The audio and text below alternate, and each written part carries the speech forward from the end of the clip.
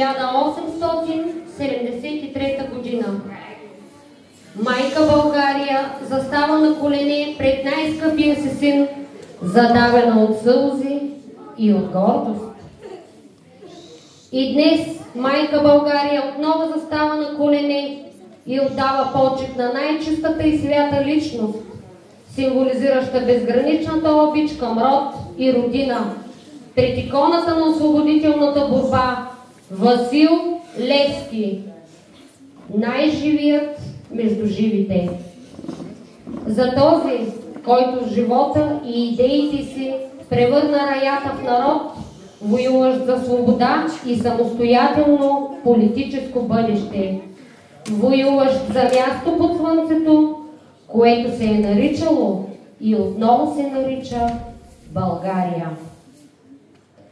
Памет за сина на Гина и Иван Кунчеви, за сина на Карлово и България, за апостола на свободата. Моля, нека всички станем и почетем безсмъртната памет на героя с едноминутно мълчание.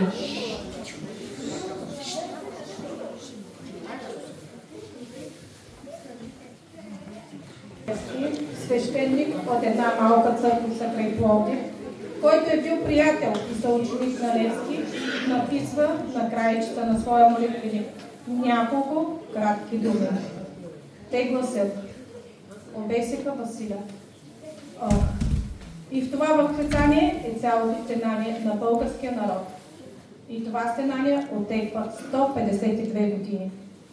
Но на 19 февруари не деня на гибелта отбелязваме, а на възкресението на безсмъртието. Епохите минават и отминават. Раждат се и умират. А апостола е винаги сред нас. В историята ни няма друга личност, толкова близка до нас, с човешките си качества, но и толкова извисена над обикновените хора с общочовешките си идеали. Левски е неизменният ни критерий за личност вече второ столетие, но същевременно той олицетворява нас, българите, такива, каквито бихме искали да бъдем. Затова го помним, почитаме и се прекланяме пред неговите дела. Той е част от нас, неговото слово, неговите действия, неговата саможертва. Укрепва вярата ни, дава ни самочувствие и надежда.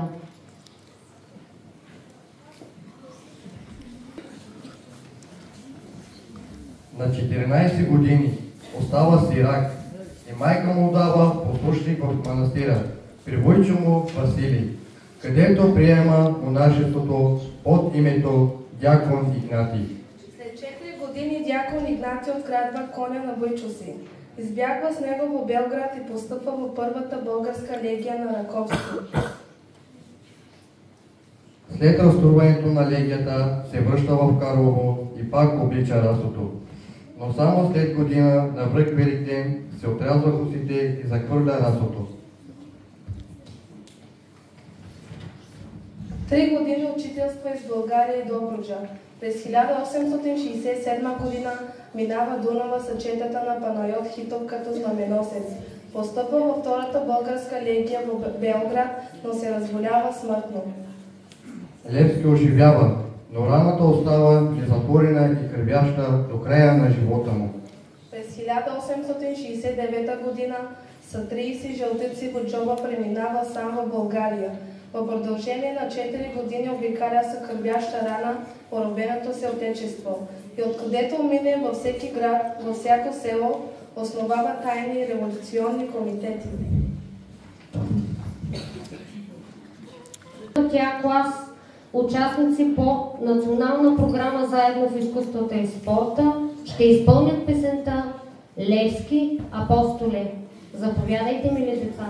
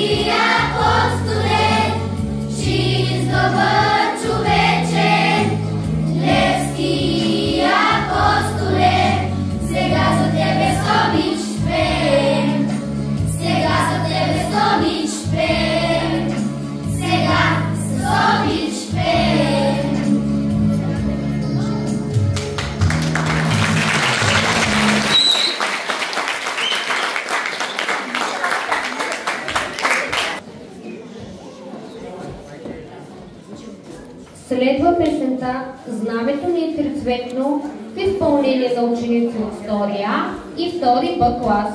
Заповядайте, деца!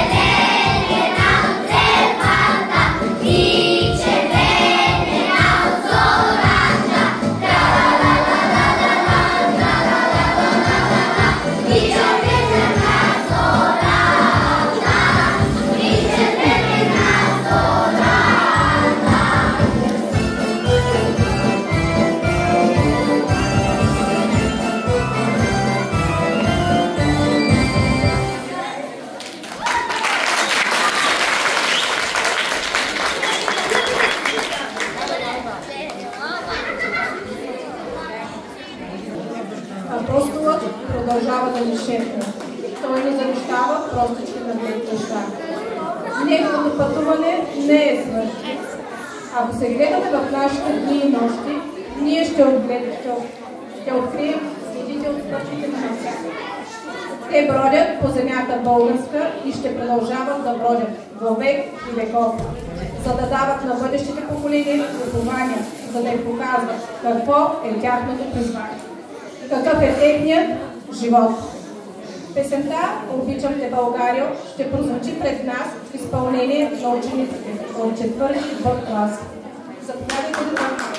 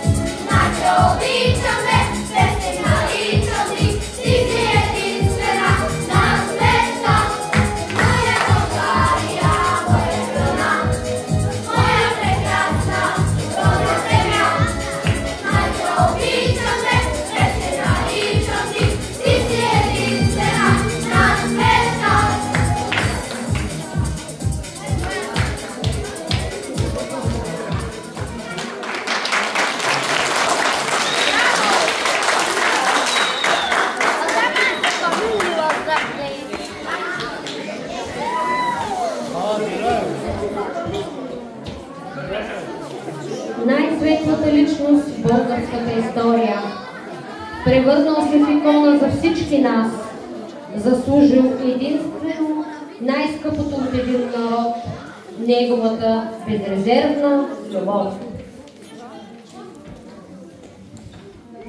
Оглеждайки се в образа на Левски, няма да забележим ни най-малка сянка или колебание. Само за 37 години той доказва, че загубвайки живота си, печели цял един народ. Един единствен запалял огъня на свободата. Изправил се сам срещу цяла империя. Накарал враговете си да го уважават и да се страхуват от него. Живял и загинал сам, но следван в историята от милиони българи. Пример, легенда, символ, апостол на свободата. Следва изпълнение на песента "Българското дете" от учениците от трета група на целодневна организация на учебната дейност, ръководител госпожа Магдалена Вангелова. Заповядайте.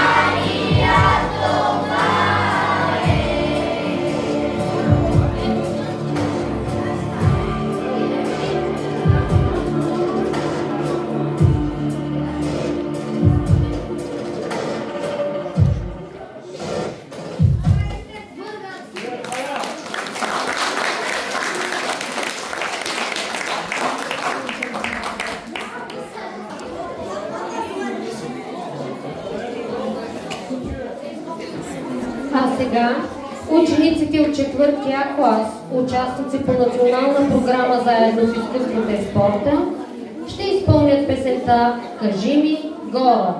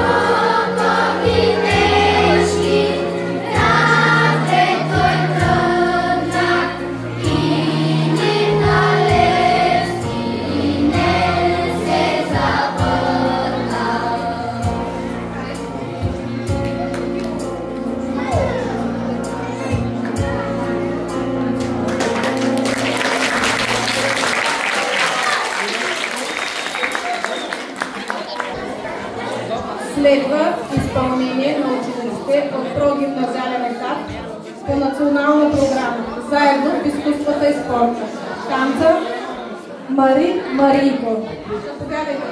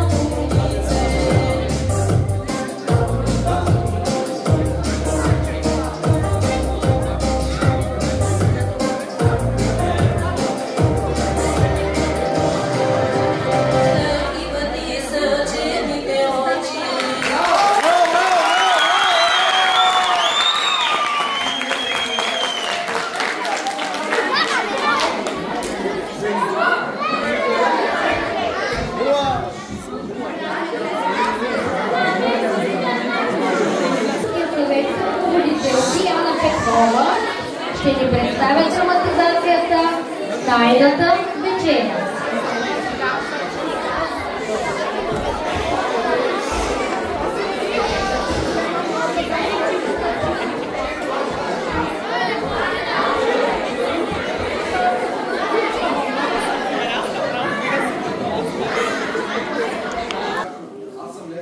Стигнал в очаквания край, но работата не е свършена още. Още трябва да се ходи. Народе, дома твърти свъргахме и труде. Да ме изповядаш ли си дошъл? Ти, Василе, си свят човек. Пропадна ли святото недел? Къде са другите? Защо се изпокриха всички?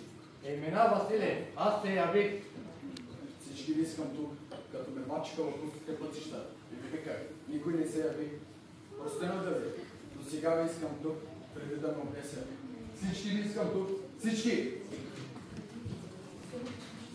Ето ви хляб. Тялото мое, Ето ви вино. моята кръв. Сега ще ви.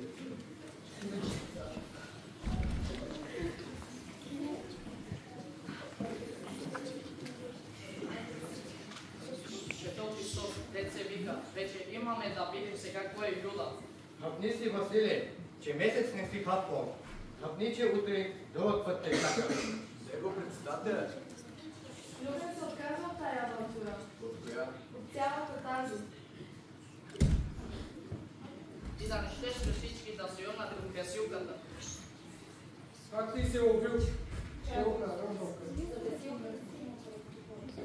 За тежуката си има прочпа. Това е момиче. Само просветата може да освободи човек от духовни си политически окови. Кой казва това? Каравело, всичко друго е авантюра. А председателят на комитета ли го казва? Той вече не е председател. Как ти не е председател? Писат ти веднага да вдигнеш революция. Ти не го слушаш. Да вдигам революция? Веднага? Какъв председател е, когато не го слушаш? Каква революция? Той не знае ли, че вече... Вече не ще да знае. Затова и си тук, защото не го слушаш.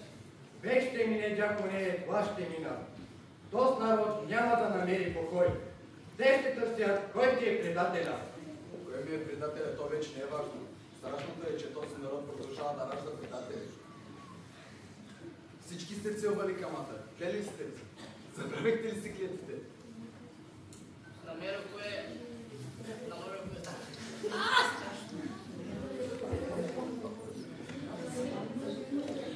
Намерил кое за клетвата да говори как се научи Матейки, как беше кажи. Васил Иванов Кунчев. Бе мъдър и гроди се в дякон Игнати. Навред света Катерина, в църквата на Сопотския манастир. То голямо театро бе. Умря и прероди се. После се чудим, де ги знаят тя номера. Че той ще умре, ще вземе да се прероди. 12 години търсех спасение към Лея. 12 години се крих за стени към манастира. 12 години търсех спасение на душата си. Направих молитва си към целия Господ, който затвореше Бога. Народът е прав, който се отреква от Бога, колкото му ще отрече и от народа. Който се отрека от мене, и аз ще се отрека от него. Евангелието на Матея, глава 10. Глас народен не прозова. Казваме. Глас народен, глас Божи. Щом служа на народа, значи служа на Бога. Веднага трябва да се вдига революция. Писа ли ти, Любе? Писа ти, Любе, но ти се изплаши. Обстоятелството не иска без друго кора, всичко се рови. Писма, устави, всичко е в турски ръце.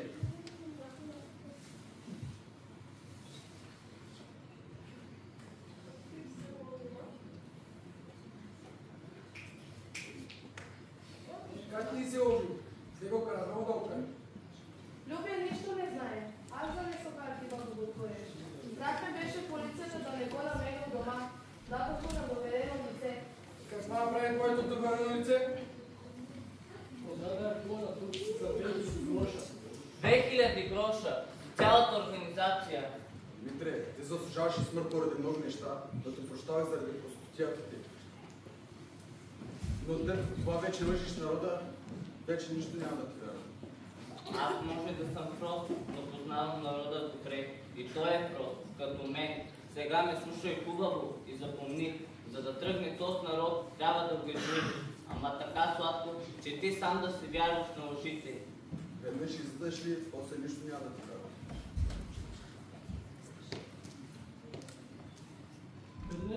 един спаща и прости той всичко. Ти вярваш ли в този робски народ? Вярвам. Нямаш, видите, никоте, лесно ти. Зимата чука и скоро трябва да се оре. За теб съм тръгнал. Това е ясно, ти нямаш какво да загубиш.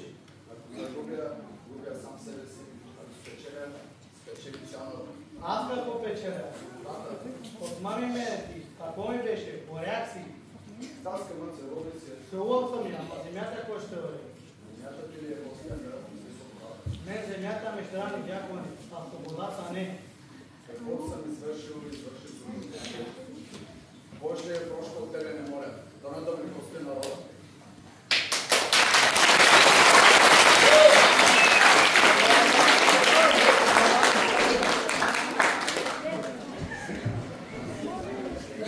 Васил от пенсионерски клуб Васил Левски при Народно читалище Васил Левски, квартал Горно езеро.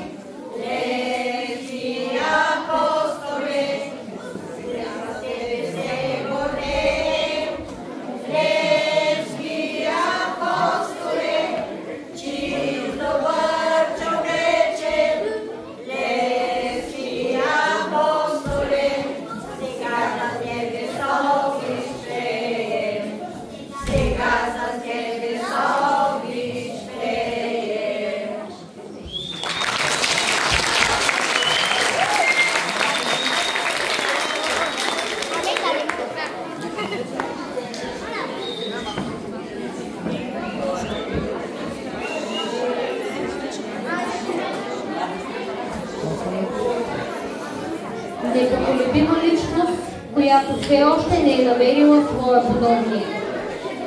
Достоен син на България с неизмерима смелост и несновим дух, които го правят безсмъртен за поколенията. Загърбил собственото си съществуване, за да се отдаде на идеята за чиста и свята република. С примера на саможертва, човещина и нравствена чистота, такъв е образът на Левски в паметта на българския народ.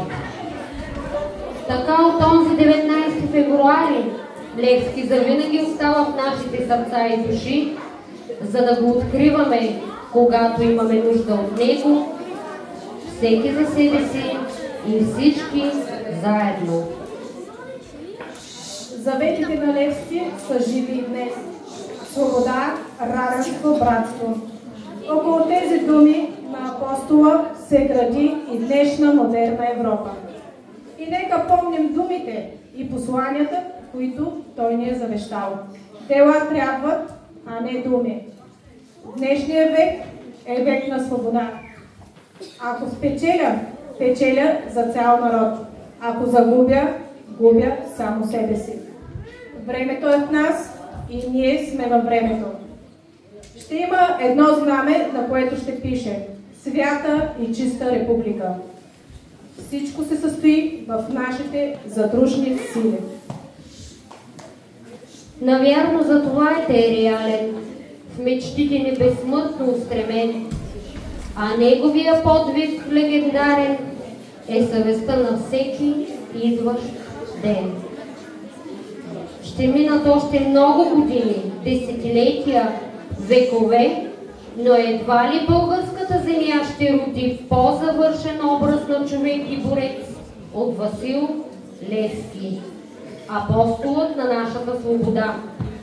Той ще живее, докато ние българите знаем за него, докато носим венци пред паметниците му, докато изричайки името му сме благодарни за това, че е посветил духа и живота си на свободата.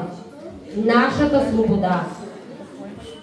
Следва танц на 4-ти В клас българи юнаци с ръководител Димитрина Димитрова. Заповядайте.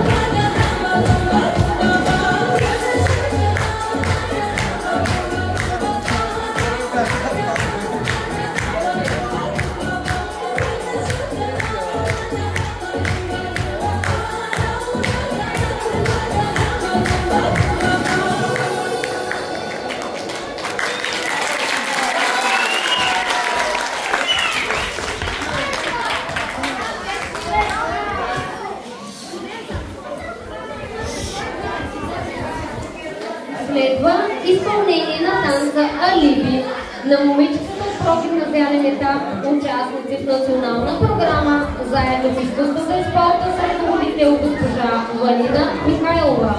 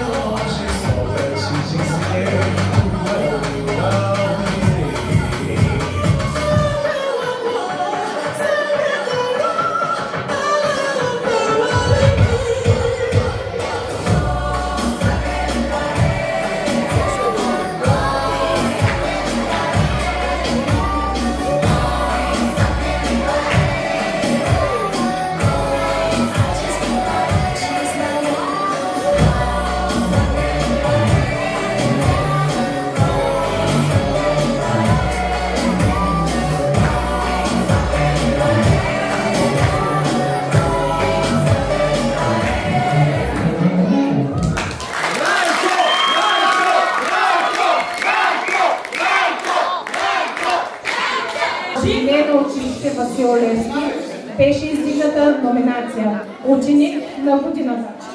Давам думата на госпожа Светоповитина да връчи наградите. Гости! Днес отбелязваме патронния празник на нашето училище, носещ името на апостола на свободата Васил Левски. Това не е просто денът от календара, а повод да си припомним заветите на един от най-великите българи. Той вярваше в свободата, справедливостта и образованието, като път за по-добро бъдеще. Нека всеки ден носим в сърцата си неговите идеи и стремежи. Нека бъдем достойни наследници на делото му, като се учим, трудим и помагаме на другите. Честит празник! Сега моля